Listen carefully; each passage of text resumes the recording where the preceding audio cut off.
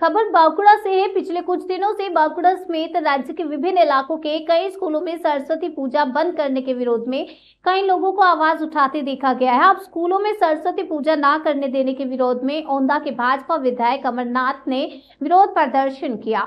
इस दिन उन्होंने अपने दल के कार्यकर्ताओं और समर्थकों के साथ एक रैली निकाली और औंधा थाने के सामने इकट्ठा हुए। विधायक अमरनाथ शाखा ने आरोप लगाया कि स्कूलों में सरस्वती पूजा रोकने के पीछे प्रशासन की मिलीभगत है।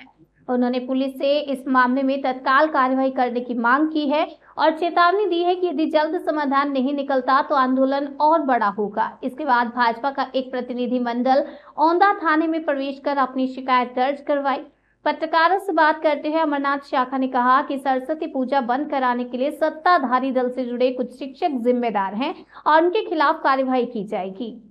साथ ही जहां जहां सरस्वती पूजा नहीं हुई है वहां भाजपा खुद पूजा का आयोजन करेगी।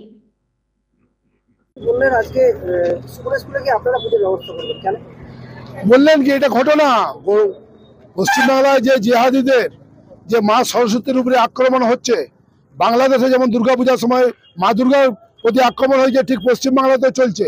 এখানে তৃণমূলের একটা বড় অংশ যারা মাস্টার, তৃণমূলের আমলে লাখ লাখ টাকা দিয়ে চাকরি পেয়েছে, তাদের মদতে এই ঘটনা পশ্চিমবাংলায় ঘটছে। তারা গোটা পশ্চিমবাংলা ব্যাপী এই ঘটনা ঘটাচ্ছে মাস্টাররা। আমরা অবশ্যই ওইখানে যেখানে যে সমস্ত জায়গায় পুজো হয়নি, আমরা কথা বলে সেই সকল জায়গায় পূজার ব্যবস্থা করব, গ্রামবাসীদের সঙ্গে এলাকার মানুষের সাথে আলোচনা করে।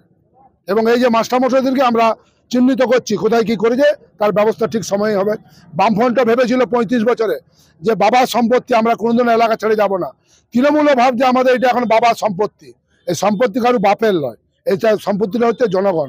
জনগণ এর বিরুদ্ধে ব্যবস্থা নেবে এবং এটা ঠিক করবে।